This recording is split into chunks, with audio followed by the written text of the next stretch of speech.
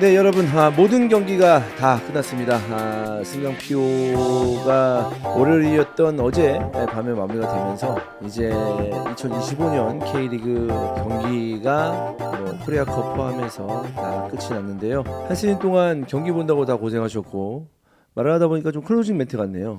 네 고생하셨고 그리고 이제 강등을 경험할 수밖에 없는 팀에게 또 다시 승격을 하지 못한 팀에게 또 심심한 그 위로의 말씀을 드립니다. 오늘도 이 승강 피오 이야기 그리고 코리아컵 이야기로 한번 꾸며볼 텐데 오랜만에 히드풋볼 K는 처음이네요. 그죠? 네, K는 진짜 처음입니다. 네. 어쨌든 오랜만에 저희 회사를 찾아온 이완우 해설입니다. 반갑습니다. 반갑습니다. 네. 오랜만에 또 히든 풋볼을 할 수 있어서 좀 영광인 것 같아요. 너무 오랜만에 히든 풋볼 해가지고 네. 가장 마지막 히든 풋볼이 이제 프리미어리그 뭐 해외 축구할 때 옛날에 이제 다른 개편되기 전에 맞아요. 그때 했을 때였거든요. 축구 얘기할 때. 그래서 개편된 버전 이거 배경도 너무 좋고 해가지고 한번 나오고 싶었는데 오늘 이렇게 또 불러주셔서 한번 재밌게 하고 가겠습니다. 좋습니다. 네, 그리고 한 시즌 동안 히드풋볼 K 그리고 이제 네, 슈스대 ENA 스포츠. 슈퍼스카이데이 네. 근데 ENA 스포츠죠? 네, 바뀌어가지고. ENA 스포츠에서 이제 계속 활약하고 있는 김원일 해설입니다. 네, 네, 반갑습니다. 안녕하십니까. 네, 안녕하세요. 저는 히든풋볼 전 경기 출장 그래? 금자탑. 와, 한 번도 안 빠졌나? 전 경기 한 번도 안 빠졌나? 개근상입니다. 올 시즌 진짜 제 사업보다 더 열심히 한 것 같아서. 네. 저 같은 쉬운 게 촬영한 아니고. 사람한테 한 번씩 양보해 주시면서 절대 저는 선수 생활할 때도 발목이 이만해져도 테이핑을 감으면서 훈련에 빠지지 않았기 때문에 네. 일단은 불러주시면 계속해서 좀 열심히 하는 스타일이어서. 좋습니다. 마지막까지 좀 해보도록 하겠습니다. 오늘 새벽에 이제 그 울버햄튼하고 맨유 경기를 하고 나서 지금 바로 또 이어지는 그 녹화하기 때문에 제가 조금 약간 목이 잠깐 눈 붙이고 왔거든요. 목이 좀 잠길 수도 있는데 방송하다가 아마 좀 풀릴 겁니다. 양해 좀 부탁드리겠고요. 오늘은 말씀해 드린 대로 승강피오 2경기 그리고 코리아컵 이 3경기만 이야기를 한번 해보려고 합니다. 또 전체적인 시즌을 얘기하는 시간은 다음 주 다다음 주 안이니까 12월 안에 모여서 할 예정이니까 그것도 기다려 주시면 될 것 같고요. 워낙 중요한 경기들이 많았기 때문에 이 경기 얘기로 오늘 시간을 채워도 부족함이 없을 것 같습니다. 먼저 여러분의 후원 읽고 가도록 하겠습니다. 이현민님께서 5,000원, 아스라이님께서 5,000원, 아이셔님께서 3만 원을 후원해 주셨습니다. 파주 사는 FC 안양팬인데 오, 안양팬. K리그를 이스타로 배웠습니다.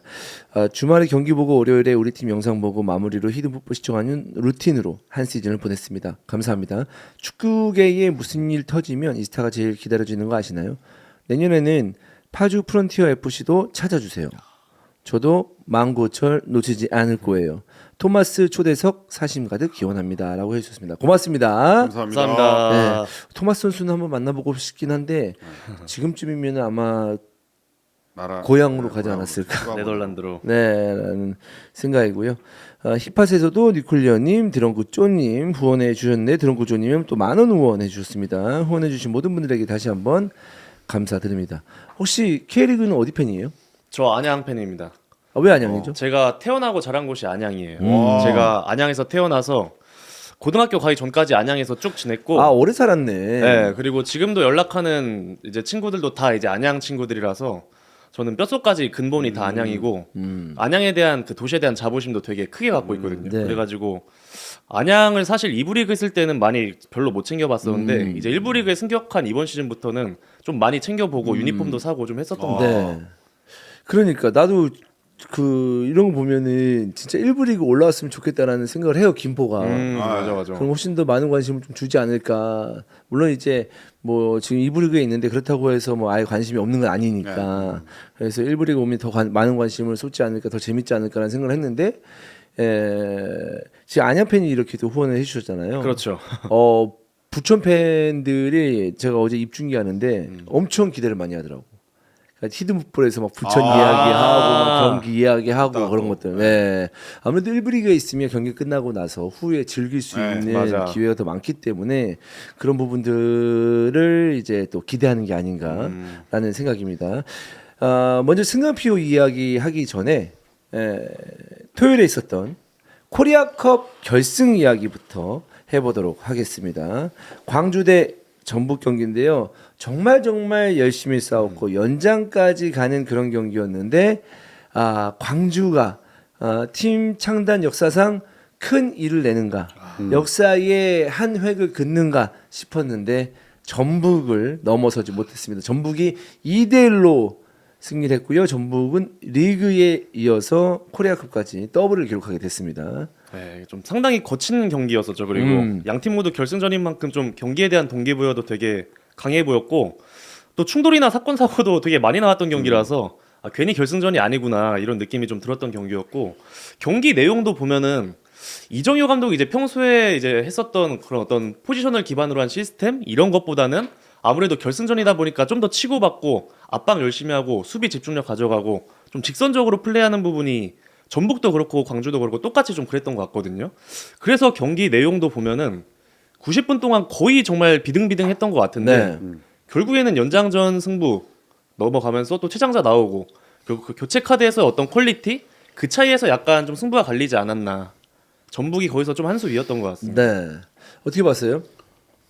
일단은 광주의 이 수비진 내려서 박스로 내려서서 이제 크로스를 막는 그런 거는 굉장히 좀 K리그 1에서 시즌 치르면서도 쉽게 뚫기가 쉽지가 않은데 확실히 전북의 이 좌우의 크로스에 의한 득점에서 두 골이 나왔으니까 이 포획 감독이 올 시즌 득점을 올렸던 그런 루트 그대로 또 광주를 깨부신 것 같아서 확실히 이 포획 감독의 전술이 들어맞았다 이렇게 좀 평가를 하고 싶습니다. 그 이날 경기에서 이제 제가 입중계를 좀 하려고 했었는데 캠핑장에 있다가 왔을 때 너무 좀 늦은 거예요. 그래서 전반전이 끝난 거야. 그래서 이거 후반전만 하기 좀 그렇고 그냥 좀 봐야겠다라고 했는데 연장까지 이렇게 갈 정도였으면은 너무 치열했어가지고 맞아요. 늦게라도 입중계를 하는 게 낫지 않았을까라는 생각이 절로 들 정도였습니다. 그래서 엄청나게 치열한 그런 경기였는데 이 좀 이슈들이 좀 있었습니다. 일단은 카드 이야기를 좀 해야 되는데 그렇죠. 네. 퇴장이 이제 양 팀 하나씩 나왔어요. 감독 퇴장까지 포함해서 감독 퇴장 하나, 이제 선수 퇴장 하나씩. 네네. 네. 이정효 감독이 이제 전반전에 항의하는 과정에서 퇴장이 나왔는데 아무래도 최근 논란되고 있는 심판과의 판정과 관련된 그 부분에서 결국 항의하다가 또 그게 퇴장을 당했던 거였거든요. 결론적으로 그 이정효 감독의 항의도 올바른 항의였죠. 오심이었기 때문에 명백한. 네네. 네. 신창모 선수의 터치가 되지 않았는데 반대편 스로인을 줘버려가지고 사실 그것만 가지고 이정효 감독이 화냈던 것도 아니에요. 거기서 이제 이정효 감독님이 참고 참다가 마지막 스로인 상황에서 좀 터지지 않았나. 네. 거기서 이제 이정효 감독이 퇴장당해서 아쉬웠던 게 이게 결국에 연장전 갔었고 그래서 또 퇴장자 발생하고 뭔가 연장 가면서 사건 사고가 되게 많았잖아요. 그때 이제 기술 지역에서 즉각적으로 뭔가 변화에 그렇지. 대처하고 이럴 수 있는 그 감독이 없었다는 게 광주 입장에선 특히 결과론적으로 많이 아쉬웠을 것 같아요. 그래서 사실 이제 심판 판정에 대해서 양 팀의 코치진들 선수들이 불만을 가질 수 있죠. 근데 이렇게 이런 경기에서 이정효 감독이 사실 뜨거운 감독이잖아요. 근데 그쵸. 이렇게 중요한 경기에서 상대방은 감독이 없고 4강전에서 네. 이제 이 포획 감독이 퇴장을 했기 때문에 포획 감독은 벤치에 앉을 수 없었거든요.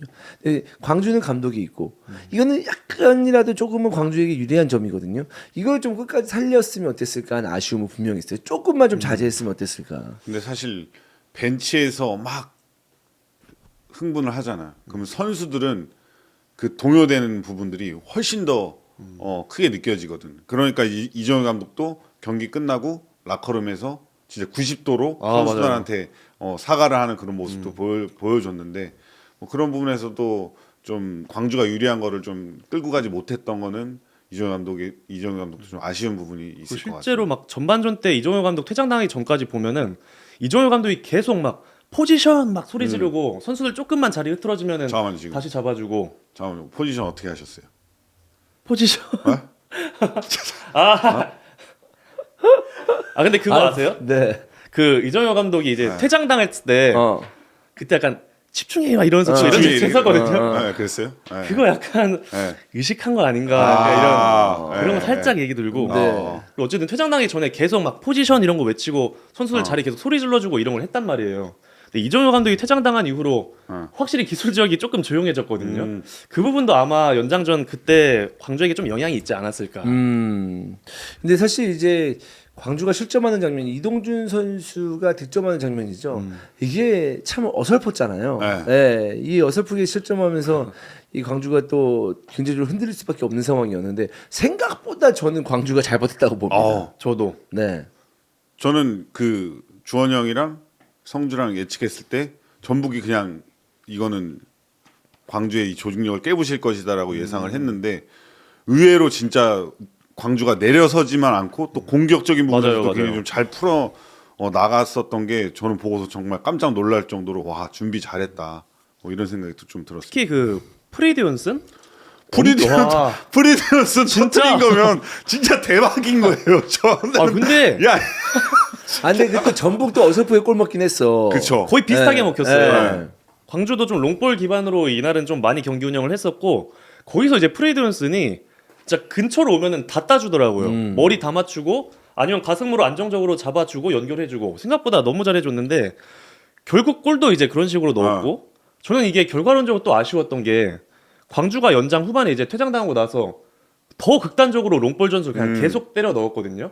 그때 프리디온슨이 계속 남아 있었더라면 조금 더 효과가 있지 않았을까 이런 아쉬움도 조금 결과론적으로 있었어요. 네, 그냥 뭐 이 시간이 길어지고 그리고 이제 선수들이 지칠수록 벤치의 역할들이 굉장히 중요한데 그 벤치의 그러니까 좀 더 경기에 영향력을 끼칠 수 있는 선수들은 광주보다는 전북이 훨씬 더 많이 보유하고 있잖아요. 그렇기 때문에 이승우 선수가 투입이 되고 또 이승우 선수가 투입됨으로써 뭐 전체적인 어떤 그 활력도 돋는 그런 모습이기도 했고 득점까지 하는 그런 모습이었습니다. 그리고 뭐 이승우 선수가 들어와서 한 게 많아요. 엄청 많죠. 네, 이 조성권 선수의 퇴장도 유도했잖아요. 어쨌든. 아 맞아요. 네. 근데 저 그 장면 보면서 아까 어떤 생각 들었냐면 저희 보통 축구 볼 때 이제 일반적으로 그냥 볼 때 야 때려 이러면서 그냥 막 얘기하면서 보잖아요. 전 그때 그 조성권 선수 장면 보고 저 이랬어요. 야 맞춰 그냥 맞춰서 스로인나 코너킥 유도해 그냥 이러면서 봤는데 계속 안 맞추고 그냥 코너까지 몰리다가 결국엔 부딪히고 신경전이 오면서 퇴장이 나온 거잖아요. 그래가지고 그때 조성권 선수의 그 플레이 대처가 조금 많이 아쉬움이 있었어요. 너무 아쉽죠. 근데 이게 네. 이 조성원 선수가 수비수잖아요. 수비수는 퀄리티를 한번 또 뛰어넘고 싶을 때 그런 플레이를 많이 하거든요. 왜냐하면 그냥 버리면 뭔가 이거를 못 깨고 나갈 것 같은 거지. 대표팀이나 뭐 좀 더 큰 선수가 되기 위해서는 거기서 뭔가 살려서 가는 게 이제 선수의 퀄리티가 높아진다고 생각을 하기 때문에 결승전에서 이제 보는 눈이 많잖아. 근데 그거 한 번에 이제 버리면 저 새끼 좀 약간 생짜 같은 느낌이 든단 말이에요. 수비수 입장에서는. 근데 그때 상황이 또 공격 상황이었어서 맞추기만 해도 어쨌든 스로인이든 코너킥이든 소유권을 또 이어갈 수 있는 상황이었어서 그렇죠. 맞추고 그냥 좀 더 안정적으로 하길 바랬는데 결국에 여기서 버티다가 코너에 몰리고 퇴장당해 버리더라고요. 그래 전 내심 광주를 좀 응원을 했거든요. 왜냐하면 이정효 감독님 우승컵 드는 모습 한번 보고 싶어가지고 근데 거기서 그런 최악의 상황이 나와버려서 개인적으로 좀 아쉬움이 있었습니다. 네. 그래서 이제 그 장면에서 저는 흥분할 필요는 없었다고 봐요. 그 상황에서. 예. 워낙 뜨거운 경기였었고 막 관중들도 막 응원을 하다 보니까 선수 자체도 좀 흥분한 것 같았는데 이거는 정말 불필요했다. 심지어 이미 경고가 한 장이 있었는데 그러니까요. 그래서가 더 불편했다. 본인도 네.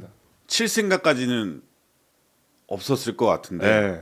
뭔가 이제 제스처는 해야겠고 이제 본인의 스텝이 나갔는데 이게 스톱하기에는 이승우 선수가 너무 가까이 있었다. 네. 근데 또 이제 이승우 선수 여기서 끝나지 않았습니다.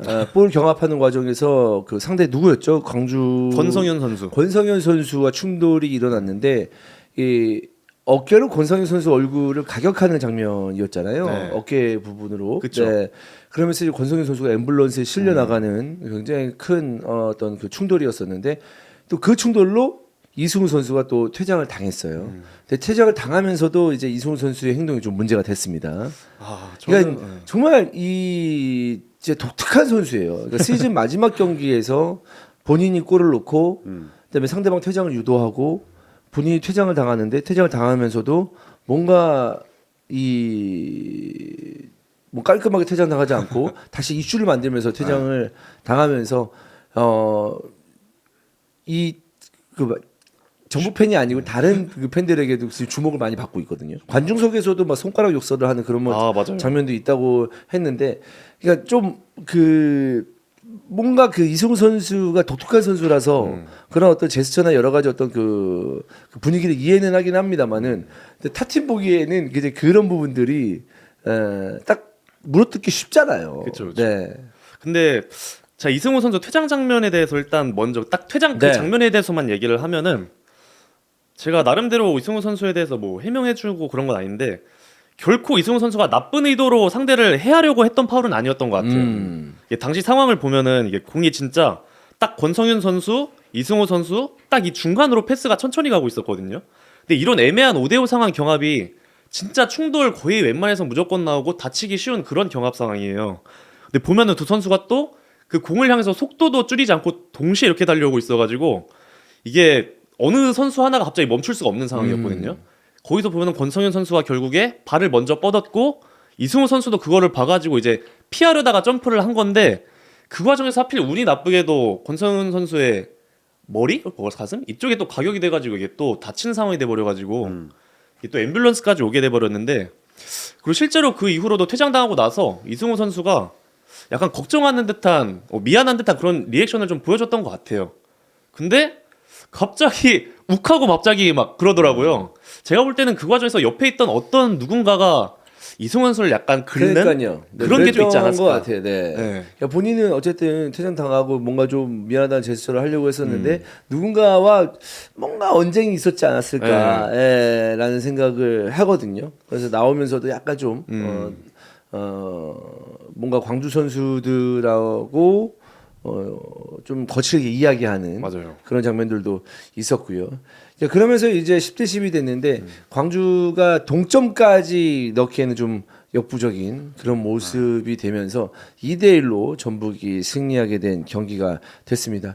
광주 참 열심히 했고 뭔가 좀 전체적으로 전북을 힘들게 하면서 충분히 본인들도 기회가 있었던 것 같은데 그걸 살리지 못해서 그러니까 뭐 전북 팬들은 당연히 이제 본인들의 코리아컵 우승을 위해서 열심히 응원하고 했겠지만 아마 전북 팬들 제외한 다른 팀들은 전북이 싫어서가 아니라 이 언더독 광주를 그리고 광주의 팀 사정상 또 언제 이렇게 우승에 가까운 이곳에서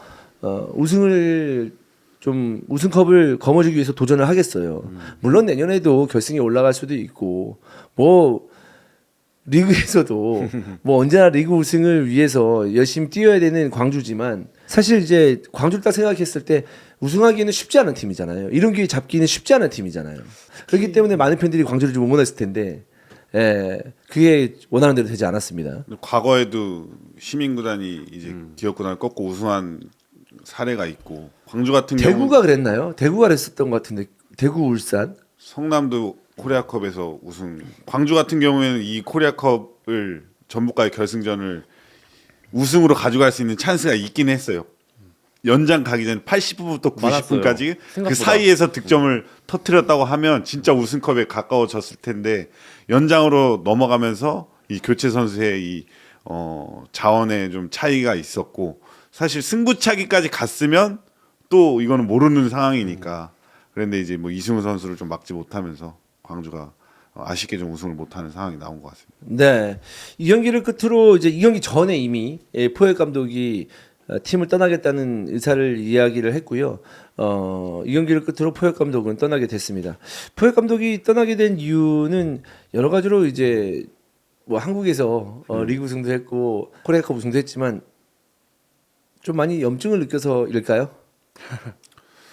뭐 일단 이 타너스 코치 상황이 이 사단의 이 한 사람이 진짜 오랜 시간을 거의 같이 있었던 사람이 그런 인종차별자라는 이 한국에서의 그런 낙인이 찍혀서 스트레스를 받고 본인이 힘들어하는 상황에서 본인만 또 한국에 남는 것도 사실 이거는 아닌 것 같기 때문에 포획 감독도 선택을 좀 한 상황이 나온 것 같습니다. 그러니까 제가 알기로는 이제 포획 감독이 뭐 모든 상황에 대해서 만족하고 있다라고 이제 알고 있는데 유일하게 이제 심판에 대해서는 굉장히 불만을 많이 갖고 있는 것 같더라고요.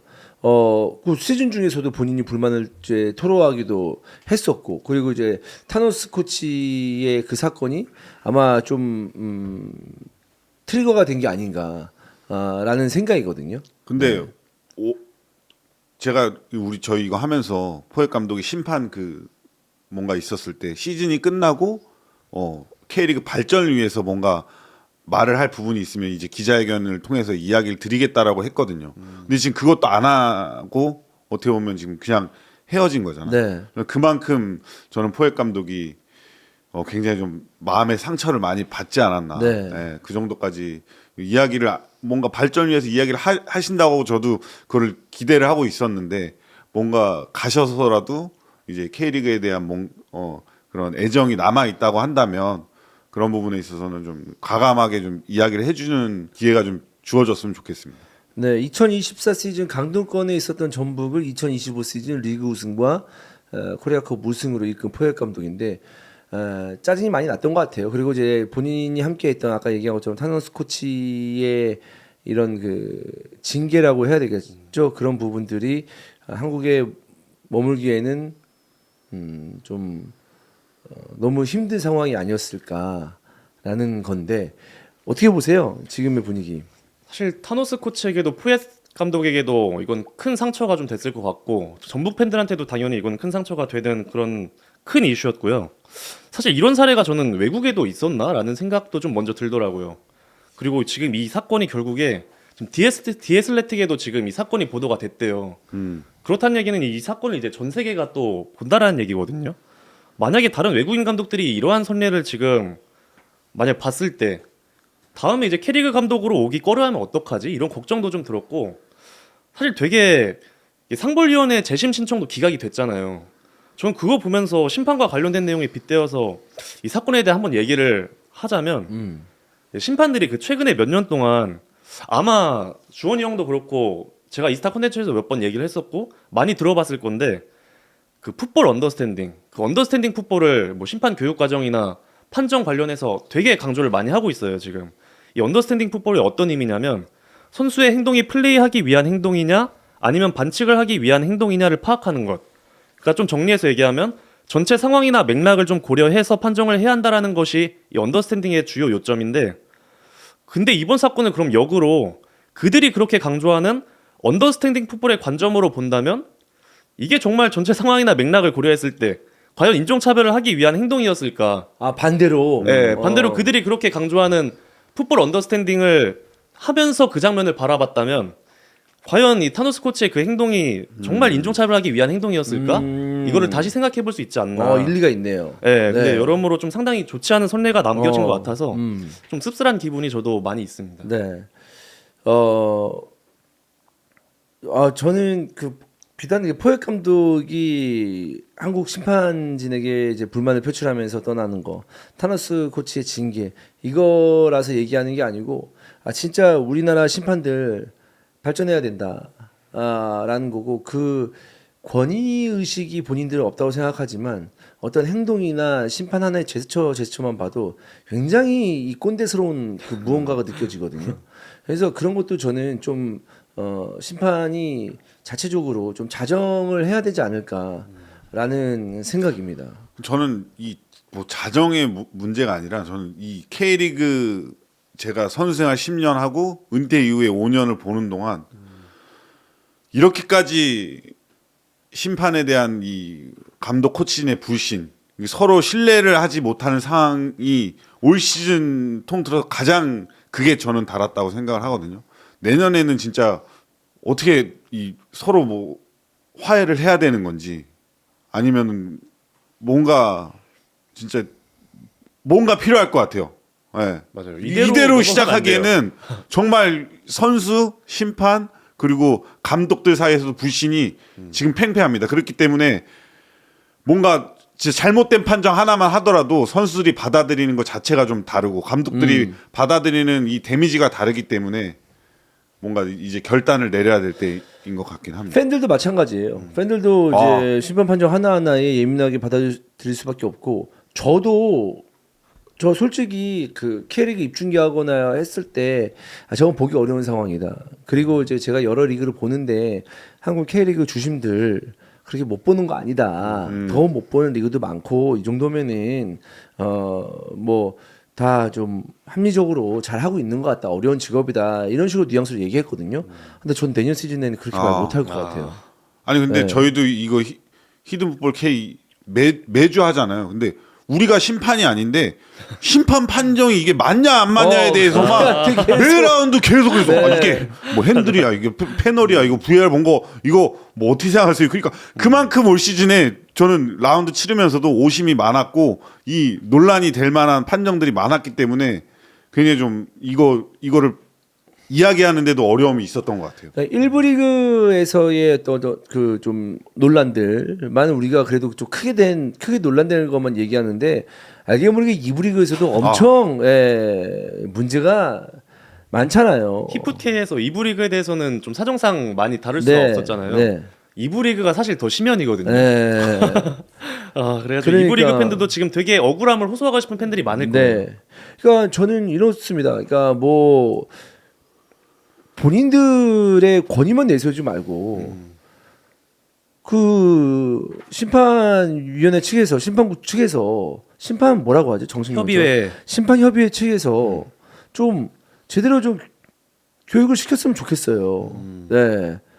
겨울 내내 뭐 합숙을 해가지고 교육을 시키든지 돈을 써가지고 어떻게든지 그러면서 심판을 뭐 선발을 하든지 아니 심판의 어떤 그 뭐랄까 실력을 향상시키기 위해서 좀 노력을 하든지 그런 노력은 별로 없는 것 같은데 예.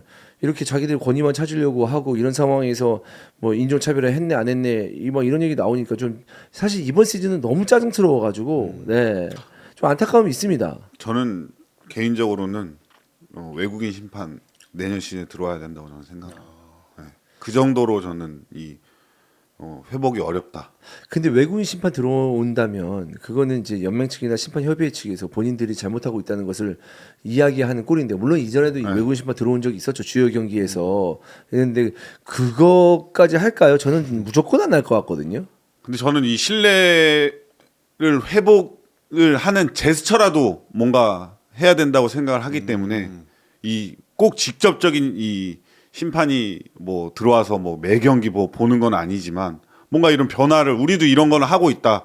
이렇게 좀 열어놓겠다라는 제스처를 보여주기 위해서는 뭐 진짜 외국에서 심판에 뭔가 경험이 있는 그런 분들이 그런 사람들이 들어와서 뭔가 이 제스처도 취할 필요가 있다고 저는 생각을 합니다. 저도 뭔가 다음 시즌이 넘어가기 전에 뭔가 심판들 본인들 입장이 변화하고 나름대로 있다. 있을 거 아니에요. 변화하고 싶은 얘기도 있을 거고 그런 걸 뭔가 허심탄회하게 얘기할 수 있는 창구 같은 게 그래도 한 번쯤 필요하지 않겠나. 팬들을 좀 그나마 조금이라도 아주 조금이라도 좀 납득시킬 수 있을 만한 어떤 그런 얘기를 할 수 있는 창구가 다음 시즌 되기 전에 한 번쯤 필요하지 않나 생각이 들어요. 저는 전체적인 분위기가 정말 제가 여태까지 K리그의 어떤 그 이야기를 히든풋볼 K가 좀 오래됐잖아요. 얘기한 동안에 이 정도로 심판에 대해서 저는 전체적으로 불만이 있었던 시즌이 있었을까? 그리고 이걸 그대로 내년 시즌에 넘어가면 어떡하지? 나는 어떻게 중계를 하지? 나는 어떻게 이제 심판에 대해서 얘기하지? 라고 봤을 때 저도 좀 부정적인 쪽으로 굉장히 많이 쏠리고 있거든요.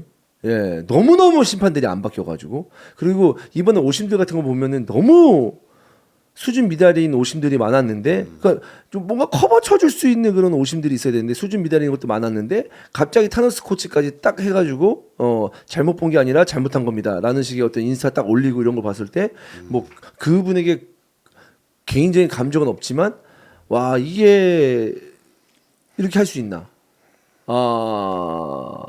그 좀 더 신중했어야 되고 좀 더 다른 방식으로 풀 수 없었나? 그 어느 때보다 많이 좀 답답합니다.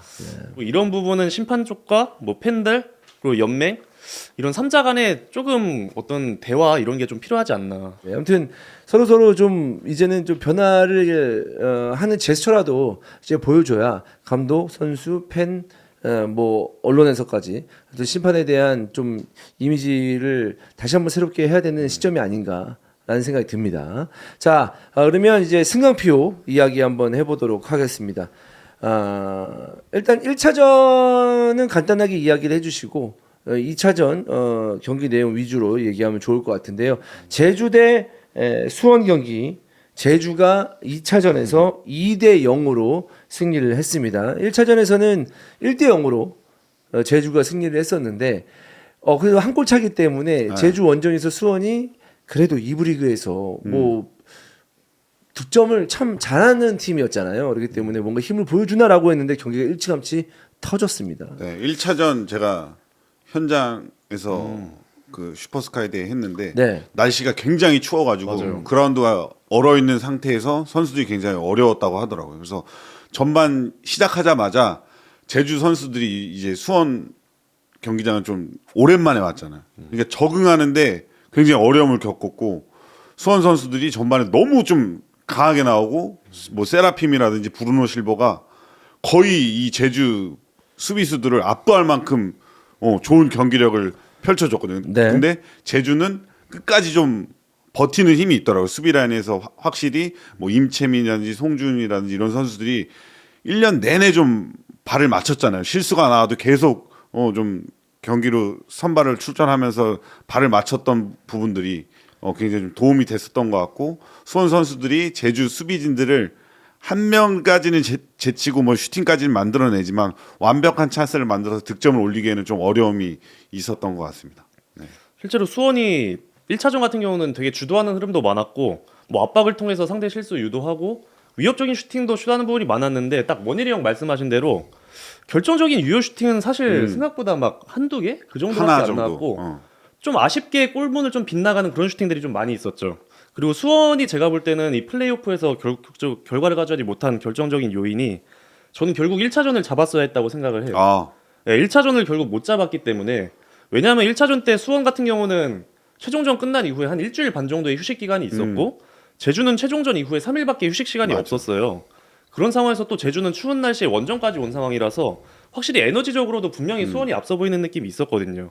그 과정에서 수원이 반드시 좀 득점도 터뜨리고 승리의 결과를 챙겨야 2차전 때 좀 부담 없이 본인들의 플랜대로 경기를 했을 텐데 1차전에서 득점도 못했고 오히려 본인들의 실수로 실점까지 제공하고 패배를 한 상태에서 2차전을 하다 보니까 2차전을 이겨야 된다는 그 부담감이 오히려 2차전에서 더 악영향으로 작용하지 않았나 이렇게 생각하고 있습니다. 네. 1차전에 그 골키퍼 김민중 골키퍼 네.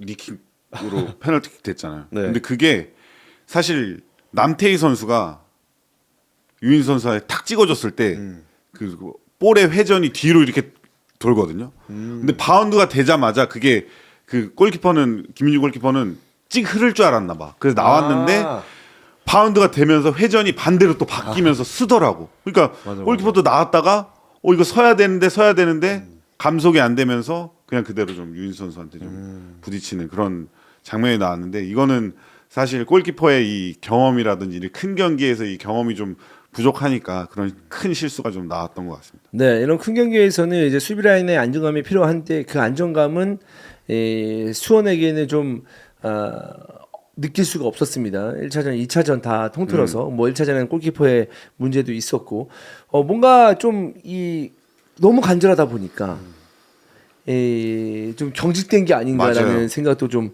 들거든요. 그게 너무 간절하면 안 된다니까. 네. 그래서 제가 그 제주 얘기했잖아요.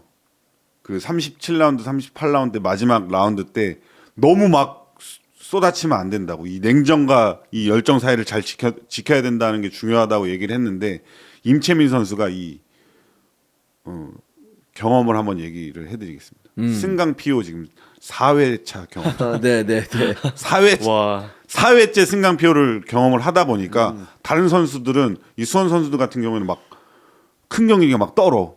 근데 임채민 선수는 지금 4회차 승강피어 4회차니까 1차전, 2차전 다 잘했어. 맞아. 그러니까 승강피어는 이렇게 하면 안 돼. 좀 더 침착하게 해야 되고 한 번에 막 덤비면 안 되고 끝까지 좀 가는 거야. 1, 2차전 가는 거야. 이런 부분들을 선수들한테 좀 많이 얘기를 한 것 같더라고요. 그래서 그런지 몰라도 사실 정신없는 어떤 그 경기였어요. 그러니까 정신없는 실점이었어요. 수원 입장에서는 1차전에서는 네. 그런 골키퍼의 실수로 PK 실점했죠. 2차전에서는 시작하자마자 실점했죠. 이러니까 본인들이 멘탈을 잡을 새가 없는 거야. 2차전에 김승섭 선수가 시작하자마자 골 넣었잖아요. 그것도 깜짝 놀랐습니다. 그거 보고. 그것도 뭐 실수 권한규 네, 선수가 완전 패스 실수죠. 하면서, 예. 사실 저는 그 2차전 봤을 때 제주의 그 경기 운영에서 되게 좋은 포인트가 한 두 가지 정도가 있었던 것 같아요. 제주가 2차전 때 보면은 수원이 이제 자기 진영에서 빌드업 할 때 그때만큼은 전방 압박을 되게 타이트하게 가했거든요. 그러면서 결국에 시작하자마자 실수 유도해서 득점 만들었고 그 이후에 득점 장면에서도 이제 거기들 또 압박 때문에 본인들 실수해가지고 득점이 나왔었잖아요. 딱 사실 제주가 그 부분 때만 압박을 많이 했어요. 평상시에는 그렇게 압박을 많이 하지 않고 좀 내려서는 2차전도 그런 식으로 운영을 했었거든요. 근데 상대가 자기 지역에서 빌드업 할 때 이때만큼은 우리가 확실하게 눌러줘서 압박을 하자. 이게 좀 약속이 돼 있던 것 같고 또 한 가지 포인트가 이제 상대 지역에서 만약에 제주가 공을 잃었을 때 그때만큼은 또 주변 선수들이 빠르게 반응해가지고 바로 역압박해줘가지고 볼을 되찾아오는 걸 되게 짜임새 있게 잘 하더라고요. 그래가지고 아마 이때 제주가 이제 경기 가기 전에 우리가 상대 지역에서 빌드업 할 때는 확실하게 누르고 우리가 뺏겼을 때는 빠르게 이제 다시 압박해가지고 상대 못 나오게 잘 해주자. 이 두 가지는 확실하게 약속을 하자. 이 부분을 좀 얘기하고 들어가지 않았나.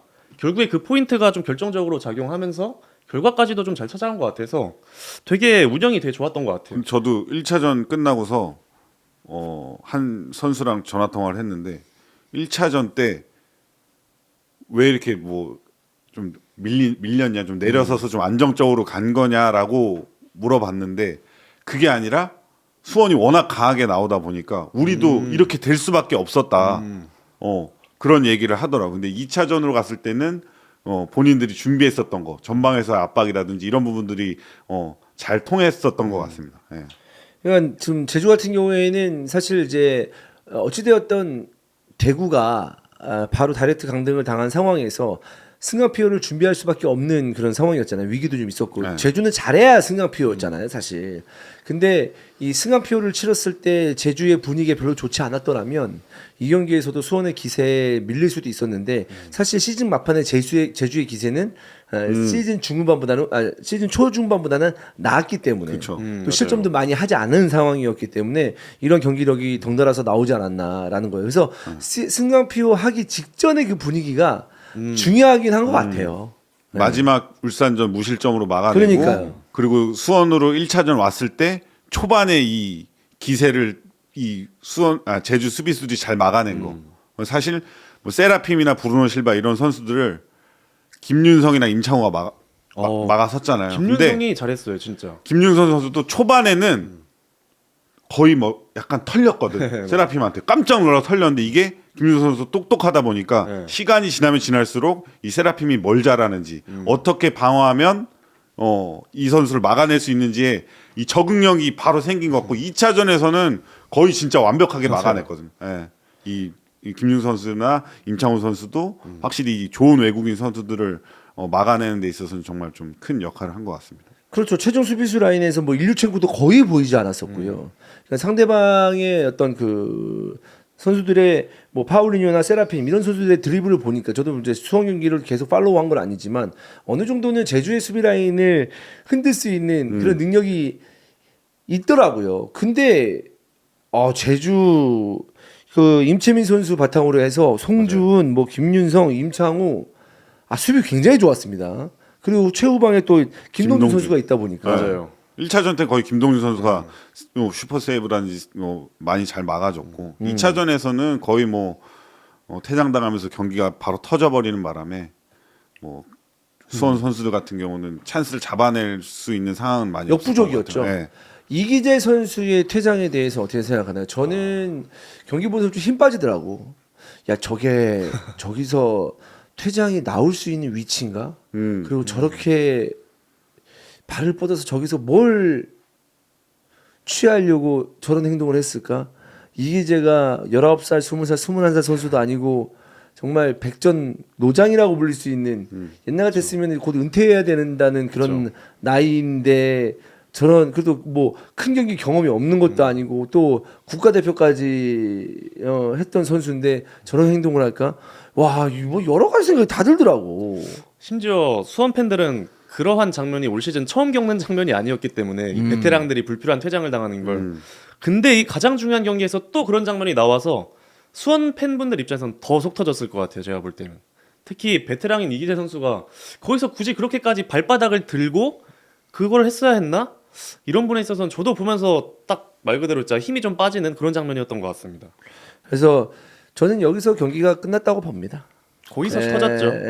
왜냐하면 1차전도 지고 왔고 그다음에 시작하자마자 실점했는데 한 명 퇴장당했다. 그렇죠. 사실 네. 전반전에만 또 후반전에 2차전에서 두 골을 실점을 해가지고 그리고 저는 그리고 제주가 그래도 좋았던 점을 그래도 한 가지만 더 꼽자면 김정수 감독 대행이 그 수비 대응이 저 1, 2차전 다 되게 좋았던 것 같아요. 보면은 상대가 1차전 때도 후반전에 이제 조금 더 높이를 올리려고 김현 선수를 막 투입을 했는데 김현 선수가 투입되니까 곧바로 이제 장민규 투입해가지고 5백으로 바꾸더라고요. 그러면서 수비적으로 대응을 잘 하면서 무실점으로 막아냈고 2차전 때도 보면은 또 중간에 김현을 투입하면서 공격을 강화하거든요. 그와 동시에 또 무슨 맞춤 전술 쓰듯이 바로 또 장민규 카드를 동시에 꺼내 들더라고요. 그러면서 장민규가 그때는 또 수비형 미드필더로 나와가지고 수비력도 강화시켜주고 결국에 2차전 또 무실점으로 막고 이런 상황에 대응하는 그런 교체술도 이 감독 대행으로서 되게 좋은 역할을 해주지 않았나. 김용수 감독 대행이 이제 경기 끝나고 인터뷰에서 정식 감독에 대한 어떤 그 야망을 드러내기도 했는데 제주 입장에서는 좀 고려해볼 만한 그런 감독이 아닌가라는 생각이고 그리고 이제 인터뷰할 때도 좀 김학범 감독에게 미안하다 잘 보필을 못한 것 같다 이런 얘기를 하면서 훈훈하게 이번 시즌을 마무리했습니다.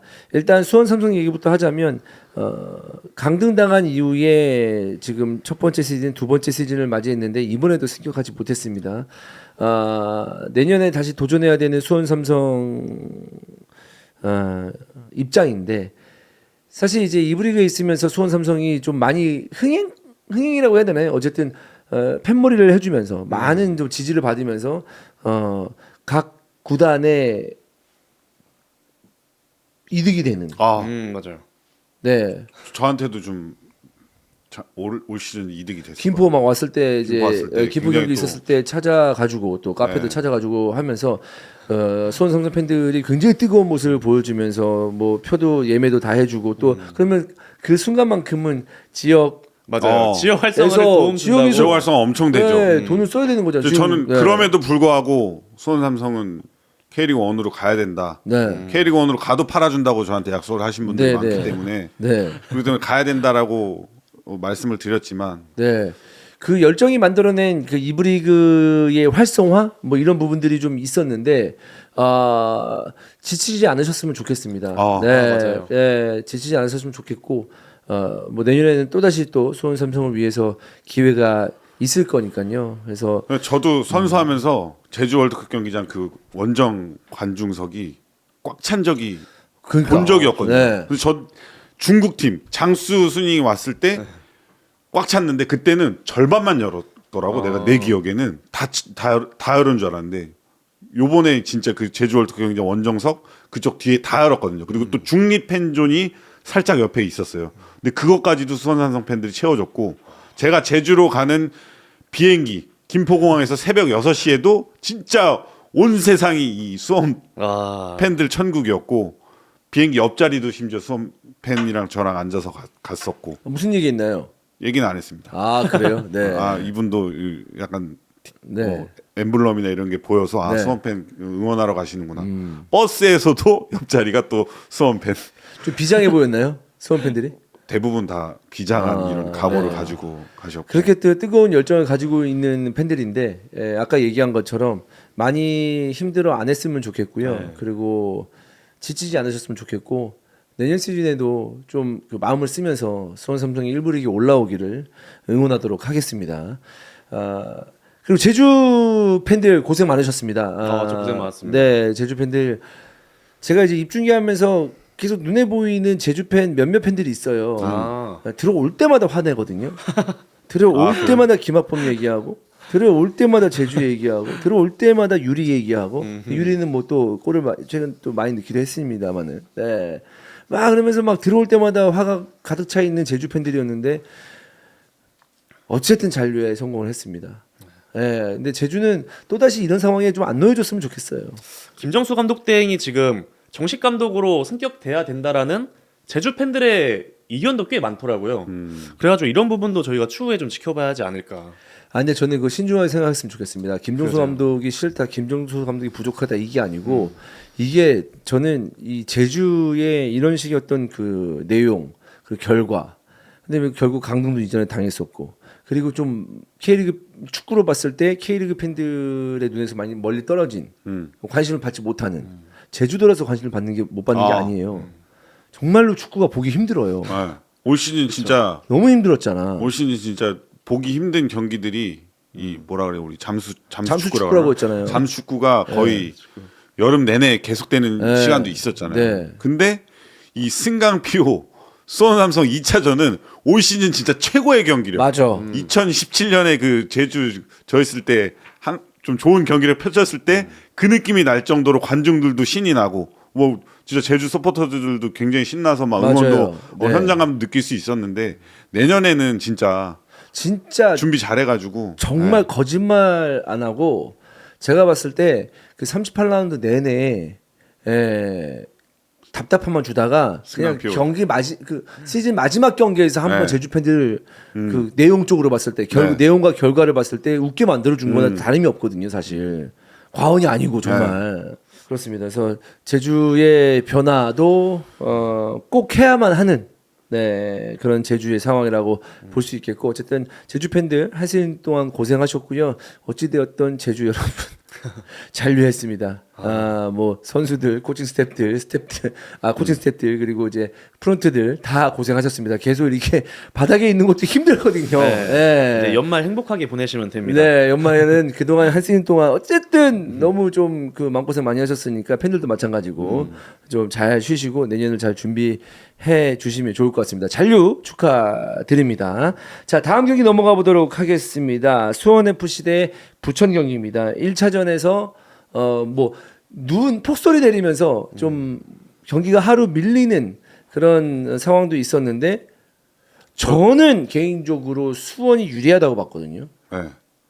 저도. 근데 부천이 이렇게 수원을 잡아내고 승격을 이뤄낼지 몰랐습니다. 1차전 얘기부터 좀 해볼까요? 1차전 하기 전에 0차전부터 얘기해야 되는 거 아니야? 0차전 뭐죠? 0차전 저 0차전 현장 갔거든요. 눈온날. 현장 가서 눈 정말 맞네. 많이 맞았죠. 네, 프리뷰 와. 하면서 네. 눈 진짜 거의 박대기 기자 아니라 김대기 기자처럼 눈 맞고 했는데 이것만 하고 이거 하고 이제 네, 들어와서 프리뷰만 하고. 이제 경기를 밖에서 봐야겠지 하면서 라인도 안 보이는 거야. 그래서 이거 어떻게 경기 진행한다 근데 갑자기 그 김종혁 주심이 반팔 입고 나와가지고 설마 이거 그러면 눈 그칠 때까지 이거 눈 치우고 다시 할 수도 있잖아요. 한 30분 있다가 그게 아니라 그냥 경기 이제 미뤄졌다. 그 발표가 나와가지고 저희 입장에서는 이거 돈이 나오는 건가? 나오는 건가? 나와요? 어떻게 됐어요?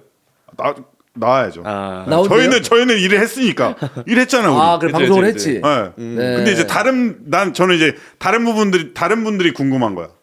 심판 선생님은 이제 주심을 안 맞으니 나올까? 이제 해설 같은 경우는 또 오프닝만 하시다 끝났잖아. 나와야죠. 나와야죠. 네, 그런 저는 거는 그게 궁금해서. 해야지 않을까. 근데 네. 이제 중계팀 카메라들도 다 세팅이 돼 있는데 그대로 이제 또 좀 돌아가시고. 근데 이제 또. 중계 카메라 세팅 같은 경우에는 그래도 나쁘진 않아요. 음. 그 자리에서 그대로 자리 하기 그대로 때문에 하니까. 물론 이제 카메라도 네. 뭐 이렇게 좀 이렇게 방소도 해야 되고 그런 어려움이 그날 경기에서 있긴 했습니다만은 예. 물론 피곤한 일이긴 하지만 그쵸. 되게 뭐 중계차가 왔다 갔다 네. 하면서 선 다시 깔고 그러진 않았을 거예요 아마. 네. 그래서 오히려 그날 만약에 경기를 했더라면 수원 FC가 그래도 조금 더 좀 정신을 차릴 수 있는 부분이 있었을 텐데 하루 또 늦춰지고 그러면서 좀 리듬이 좀 깨졌었던 게 물론 그렇게 네. 얘기할 수도 있지만 2차전을 봤을 때는 또 그렇게 얘기할 수 없는 부분이긴 한데요. 일단은 1차전에 바사니의 그 득점, 그러니까 이번 시즌에 정말 부천의 슈퍼스타잖아요. 바사니가 또 득점을 해주면서 일단 1차전은 1대0으로 승리를 했습니다. 부천의 킹 그 자체였습니다. 네. 바사니는 진짜 이번 승강 플레이오프 1차전, 2차전 진짜 미친 활약을 펼쳐줬고 그리고 부천이 승격을 하기 위한 선수들의 어떤 투지? 그런 간절함이 저는 다른 어떤 팀과 비교해도 부천이 진짜 돋보였던 것 같아요.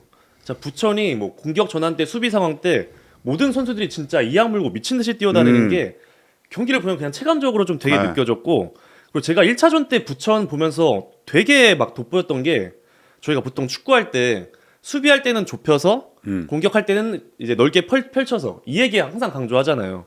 근데 부천이 이날 수비할 때 이제 5-4-1 대형으로 이제 좁게 컴팩트하게 수비를 했거든요.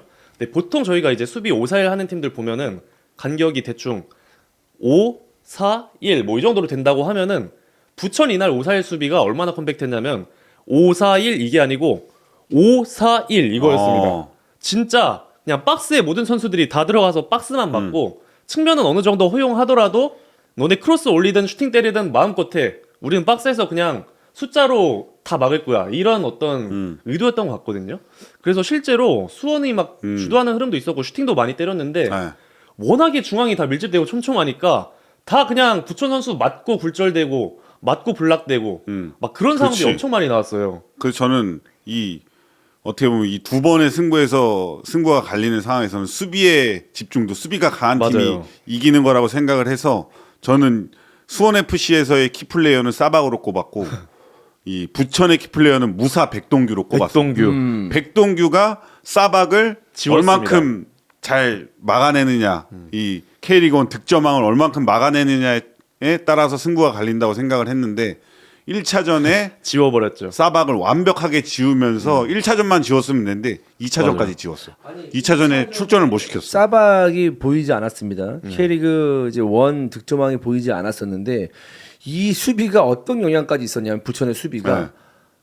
김은중 감독이 싸박에 그쵸. 대해서 비판적인 이야기를 하는 그 네. 결과까지 초래했어요. 예. 그러면서 2차전에 2차전까지. 싸박이 1차전 전반전에 안 나왔어요. 네, 그쵸. 2차전 때 못 나왔어요. 왜 안 나왔는지 모르겠으나 정말 그 이유 때문인지 김민중 감독이 너무 좀 경기에 집중하지 못하고 어쨌든 싸박을 공개적으로 비판한 거나 다름이 없잖아요. 그쵸. 근데 그 이후에 좀 안 나오니까 그래서 김민중 감독이 뭐 전술적인 결단일 수도 있고 어쨌든 그 뭐 싸박에 대해서 여러 가지 어떤 불만이 있어서 안 나온 걸 수도 있고 뭐 싸박의 컨디션이 100%가 아닐 수도 있는 거고 뭐 그런 거에 대해서 여러 가지 어떤 그 우리는 좀 알 수 없는 부분이 있지만 부천의 수비진이 엄청 단단했다. 이거는 2차전까지 이어졌었고 제가 지금 신기한 게 뭔지 아십니까?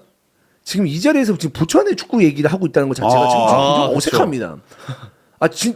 정말로. 왜냐하면 거의 처음 아닌가요? 네, 수원은 수원 삼성은 이전부터 제가 익숙하게, 이제 익숙해. 익숙하게 이제 수원 삼성 축구에 대해서 그 이야기도 했었고, 근데 제가 2009년, 2010년에 굉장히 오래된 일인데 K3가 그때 막 창단할 때였어요. 네. 2009년에 막 이럴 때.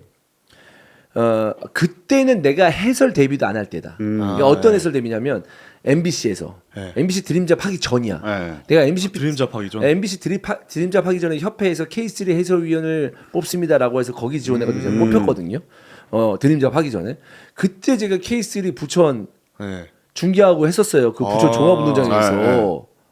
와, 근데 이 부천이 리그 1에 그 올라오는 이 상황이 있을 거라고 뭐 꿈에도 상상 못했고 지금 이 자리에서 부천에 대해서 막 백동규 얘기하고 뭐 바산이 얘기하고 하면서 몬타뇨 얘기하고 막, 이렇게 와. 얘기할 줄 좀 몰랐습니다. 그리고 저도 사실 부천과 스토리가 나름 있습니다. 제가 이제 2011년인가 2012년도 때 제가 이제 대학교 이제 입학과 다닐 때 군대가 본인도 이제 이제 리그 1에 갓 승격한 부천에 숟가락을 얻는 건가요? 숟가락을 얻는 건 아닙니다. 저는 네. 안양의 팬이기 네, 때문에. 네, 네. 근데 그때 제가 이제 축구를 이제 그만두고 이제 대학교에서 이제 한참 놀다가 이제 같이 축구를 고등학교 때까지 그만둔 친구가 있었어요. 같은 대학과 동기 중에 또 같은 동네 살았고 그 친구랑 되게 친하게 지냈는데 그 시기에 부천에서 챌린저스 리그였어요. 뭐 선수 모집 이런 테스트 공고가 있는 거예요. 우리가 그냥 야 우리 그냥 일주일 정도 뭐 만들고 한번 가볼까 해가지고 그냥 장난 반 진심 반으로 테스트해서 부천 테스트를 보러 간 적이 있습니다. 그래가지고 실제로 부천 테스트를 보러 갔었고 그때 한 30명 좀 넘게 왔나? 한 3팀 정도 꾸려서 막 자체전하고 그랬었는데 근데 센터백 보면서 막 태클 쓸고 뭐 인터셉트 해가지고 골문까지 상대 지역까지 몰고 가서 패스해줘가지고 이거 스테한만 어시스트 되는 장면도 만들고 해가지고 나름 잘했다. 야 우리 이거 뽑히는 거 아니야 하면서 좀 꺼드럭대고 막 그랬던 기억이 있거든요. 뭐 연락은 당연히 오진 않았습니다만 부천의 그런 어떤 기억이 있었는데 이번에 부천이 또 승격하니까 그때 기억도 막 새록새록 나고 또 그때 부천이 그 담당자 있잖아요. 이제 선수들 막 모집하는 되게 친절했어요. 막 선수 모집할 때도 언제까지 이렇게 잘 준비해줘서 오셔주면 됩니다. 선수님 이렇게 친구도 잘 해주시고 그리고 끝났을 때도 이제 뭐 안타깝게 이번에 뽑히진 않았습니다만 먼 길 와주셔서 고생해주셔서 감사합니다. 이런 게 너무 친절했던 게 기억에 남아서 이번에 부천 승격한 게 그때 기억도 나고 뭔가 되게 감회가 좀 새로운 것 같아요. 그렇습니다.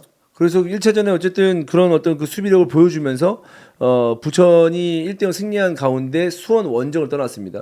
그 제가 입중계하기 전에 이제 많은 분들이 누가 이길 것 같아요? 어떻게 예상하세요? 계속 물어봤는데 저는 수원이 우세하지 않을까요? 수원이 그래도 시즌을 치르면서 경기를 내용이 안 좋은 팀도 아니고 또 이제 싸박이 이번에는 좀 해줄 수 있을 것 같다라고 생각했는데 싸박이 전반전 다 안 나오는 거예요. 그렇죠.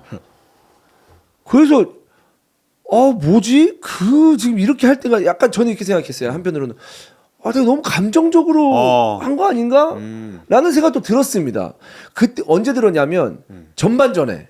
그러니까 아까 얘기한 것처럼 부천이 굉장히 이제 컴팩트하게 딱 가운데를 잠그면서 측면은 3백을 섰을 때 너무 좁히다 보면은 또 측면의 공간이 나올 수밖에 없잖아요, 그렇죠, 사실. 그렇죠. 예. 근데 그 측면의 공간이 나왔을 때 크로스 올려. 우리가 여기서 다 커트할 거야. 잡아낼 거야. 라는 어떤 그런 모습이 있었는데 크로스를 올린단 말이에요. 뭐 이용 선수 오른쪽에도 오른발도 좋으니까 올릴 때마다 뭔가 졸라 허전해. 뭔가 해줄 선수가 안 보여. 비빌 선수가 안 보여. 왜? 싸박이 없기 때문에. 그래서 한 전반 한 10분 15분 동안 초반에 봤을 때 이거 싸박 좀 일찍 나올 수도 있겠는데 전반에 나올 수도 있겠는데 라고 했는데 전반전의 싸박의 모습은 확인할 수가 없었고 그리고 이 경기에서의 득점은 완전히 또 시작하자마자 바로 맞아요. 또 초반에 득점이 나왔기 때문에 바산이 득점이 나왔죠. 네. 바산이 미친 드리블에 이어서 김규민도 미친 드리블에 이어서 막 득점 터뜨리고 이게 또 전반 되게 이른 시간에 두 골이 한꺼번에 터져가지고 수원은 거기서부터 이미 의지가 좀 많이 꺾였을 것 같고 나는 이때라도 싸박을 빨리 투입해야 됐지 않았을까? 그리고 심지어 싸박이 그래도 후반전에 좀 바로 투입이 됐었거든요. 후반전 경기력이 좋았어요. 싸박이 그리고 2차전만큼 후반전에는 꽤 역할을 잘해줬어가지고 뭔가 비비는 모습이 있었어요. 그래가지고 2차전 전체적으로 라인업 선택에 있어서 김은중 감독의 패착이 좀 있지 않나라는 생각도 들고 진짜. 그리고 심지어 이때 골키퍼도 계속 나오던 안준수 골키퍼가 아니고 황지훈 골키퍼를 투입했습니다. 그 이유가 이제 필드 플레이어에 조금 더 경험 많은 선수들을 많이 선발에 꾸리기 위해서 그 선택을 했다고 했거든요.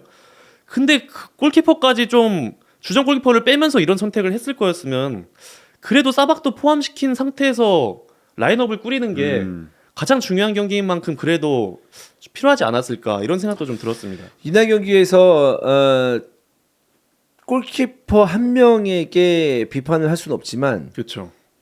골키퍼가 이거는 좀 막을 수 있는 거 아니었어라는 거를 좀 걷어내 줬더라면은 경기를 좀 더 길게 가져갈 수 있었고 소위 말해서 경기가 일찍 안 터졌을 텐데 솔직히 황윤재 골키퍼의 이 선방 능력은 굉장히 아쉬웠습니다. 그러니까 뭔가 이거 안 되는 거였나? 사실 두 번째 골은 어쩌면 막을 수도 있지 않았을까라는 생각도 좀 들었어요. 후반전 시작하자마자 갈레고한테 이제 바사니가 패스 딱 뿌려줘가지고 바로 마무리한 거. 그것도 약간 비슷하게 약간 본인 그좀 그것도 조금 판단을 조금 했으면 안 되지 되나? 않았을까 생각도 들고.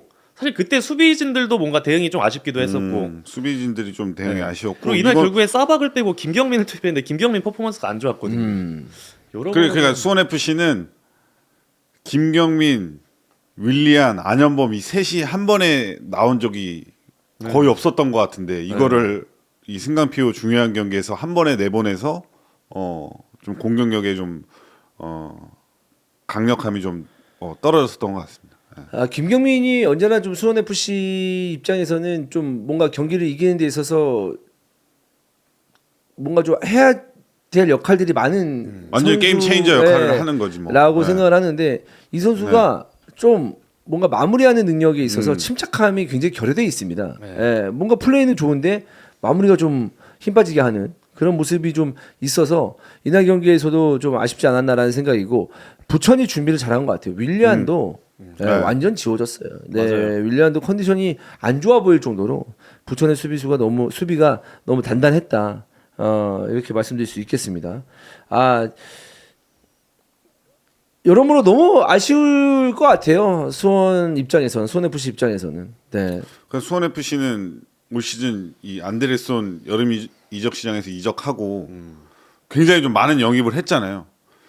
근데 이제 공격진에 대한 영입은 굉장히 좀 많았었던 것 같은데 결론적으로는 본인 그 수원 FC도 전반기 평가하기에는 공격은 괜찮은데 수비에 대한 좀 아쉬움이 있었잖아요. 그러면 수비진에 대해서 좀 센터백이라는 이런 선수들 경험 있는 선수들 좀 영입을 했더라면 어땠을까 하는 그런 아쉬움도 강등이 됐으니까 그런 부분에서 좀 아쉬움이 저는 남는 것 같습니다. 저도 결국 양 팀의 수비에서 이 결과가 나왔다고 생각을 해요. 사실 부천과 수원 두 팀 다 특징이 시즌 초반 중반 뭐 수원은 막바지까지도 그랬지만 공격력은 좋은데 두 팀 모두 수비가 아쉬운 팀이었거든요. 각 리그에서. 근데 수원 같은 경우는 막바지까지 그게 엄청 뚜렷하게 개선된 느낌이 아니었는데 부천은 그 아쉬웠던 수비를 시즌 말미에 엄청나게 개선을 했어요. 시즌 막판 5경기를 전부 다 무실점으로 마쳤고 1차전도 그 특유의 좁히는 수비로 무실점으로 마쳤었고 결국엔 수비 조직을 막판에 어느 팀이 더 잘 개선을 했느냐 이 차이가 아마 이 플레이오프에서의 승패 여부를 좀 가르지 않았나 이렇게 보고 있습니다. 네, 그래서 그 시즌을 돌아봤을 때 리그원 시즌을 돌아봤을 때 수원이 이렇게 좀 승강 플레이오프에 안 갈 수도 있는 그런 그 상황도 있었거든요. 그리고 한때는 굉장히 또 연승을 거듭하면서 김문중 감독의 지도력도 또 인정을 받았던 그런 시간들도 있었는데 결국 승강 플레이오프에 좀 밀려날 수밖에 없는 수원 FC였었고 부천을 만났기 때문에 좀 더 유리하지 않을까라는 생각이었는데 이 부천의 3백을 뚫어내지 못하고 한 번에 넘어오는 바산이의 어떤 득점력을 막아내지 못하면서 수원 FC가 다시 또 강등을 당하게 됐습니다. 결국에는 이 제주랑 수원 삼성 경기도 그렇고 이 부천과 수원도 양 팀의 그 수비 조직력의 차이가 이 결과를 좀 만들어낸 것 같아요. 네.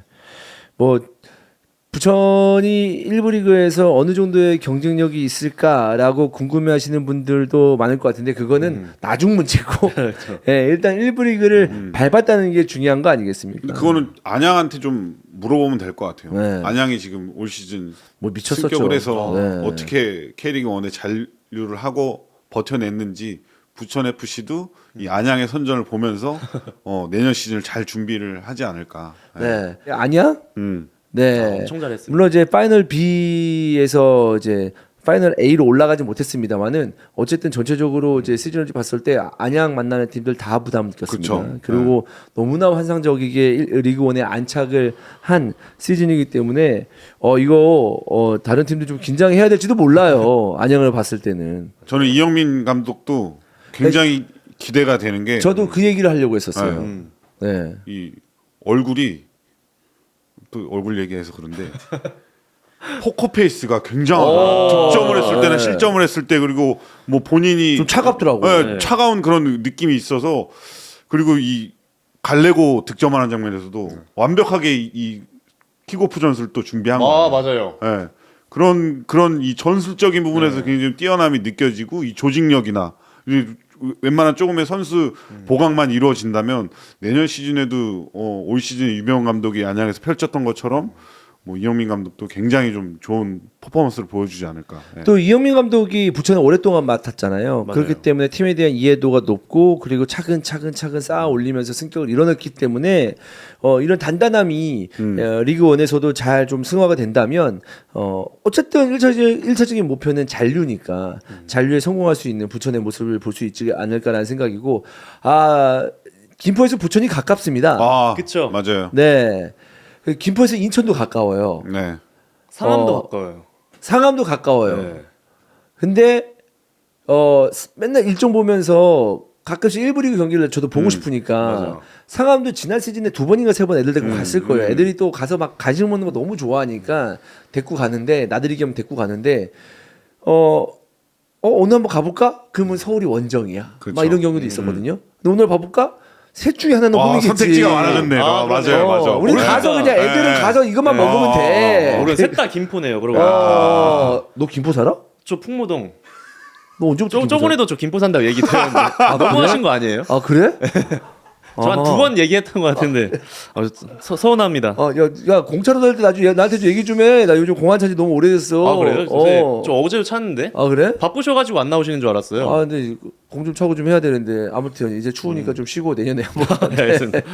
아무튼 이 셋 중에 하나는 홈 경기 하겠죠. 선택지가 아주 많습니다. 아 김포까지. 네. 예. 그래서 그러는 걸 또 기대하고 있는데 뭐 인천은 그래도 1부 리그에서 뛰는 모습을 많이 봤기 때문에 부천 구장 가서 부천이 1부 리그에서 뛰는 모습을 한번 저도 보고 싶고 또 부천 그 뒤쪽이 네. 부천 종합운동장 뒤쪽이 무슨 산인데 네. 거기 나중에 무슨 진달래 축제인가 철쭉 축제인가 뭔 축제 같은 것도 할 정도로 봄에는 뭐 사람이 바글바글합니다. 거기 뭐 산책로도 이런 것도 전 잘 되는 걸로 알고 있는데 근데 뭐 일찌감치 가서 애들하고도 한번 걸어보고 그걸 좀 느껴보면 좋지 않을까라는 그리고 생각입니다. 또 내년 시즌에는 굉장한 또 더비가 많이 생겼어요. 그렇죠.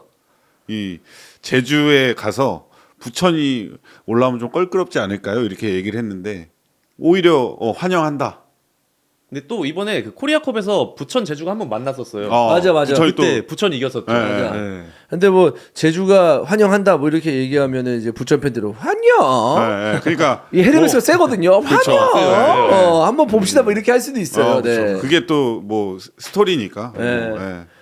어쨌든 뭐 부천 팀의 또 이제 부천 지역을 연고로 하는 이 부천 축구팀의 역사와 전통은 기니까요. 그리고 또 부천을 응원하는 헤르메스의 서포터즈들의 뜨거움과 그다음에 열정 그리고 또 역시 그 역사도 길기 때문에 응원의 어떤 그 응원을 보는 재미도 크지 않을까라는 생각입니다. 진짜? 부천하고 안양하고 헤르메스. 운영하면은 진짜, 그거 진짜 막 저 잉글랜드 프리미어 치면 경찰 나와야 되는 거 아니야? 딱딱딱딱 말 타고 이제 진짜 기마대 타고. 아니 눈 오는 날 무슨 그 뭐냐 왕자의 게임 나 찍는 줄 알았어. 눈 먹고서 막 거기서 막 흔드는데 진짜 나 보고서 맞네. 와 나 너무 직접 경험했지 바로 앞에서. 김 나오는데도 막 계속 응원하고. 앵글로색슨. 네. 그 부천이 응원가가 엄청 많아요. 응원가가 한 20개는 되는 것 같던데. 그래? 그거를 서포터들이 다 외우고 하나같이 다 똑같이 다 따라 부르더라고요. 그래가지고 헤르메스가 진짜 근본이 장난이 아니구나. 그래서 내년에 진짜 응원 대결도 볼만할 것 같습니다. 네, 저 여러 가지로 또 이제 물론 그 와중에 수원 FC 팬들도 좀 위로의 말씀을 좀 드려야 되잖아요. 네, 그래서 맞아요. 일부 리그에서 참 좋은 경기 내용도 김은중 감독과 함께 보여줬었는데 강등을 당하고 말았습니다. 근데 수원 FC의 이 강등당하고 나서 다시 올라온 경험이 있는 팀이에요. 저력이 있는 팀이기 때문에 그 저력을 믿고 내년 시즌에 또 응원하도록 하겠고요.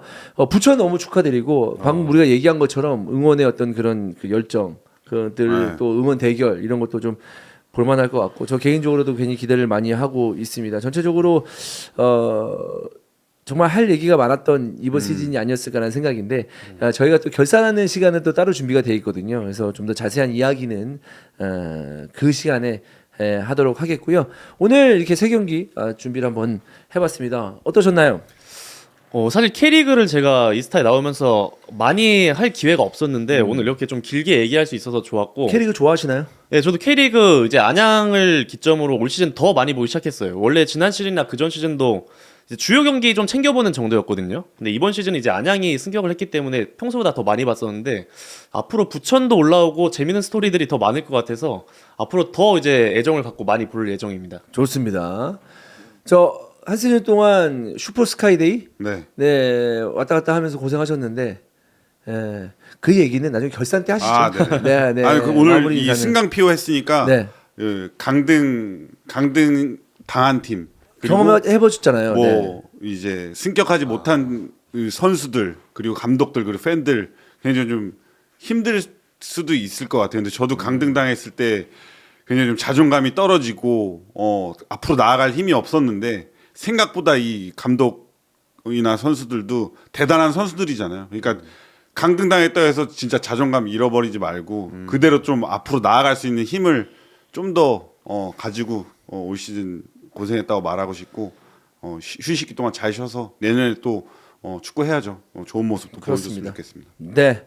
여러분 올해 히든풋볼 K는 여기서 끝이 아닙니다. 아까 말씀드린 대로 결산의 시간이 기다리고 있으니까요. 기대 많이 해주시고요. 오늘 히든풋볼 K는 여기서 마무리 짓도록 하겠습니다. 여러분 고맙습니다. 감사합니다. 감사합니다.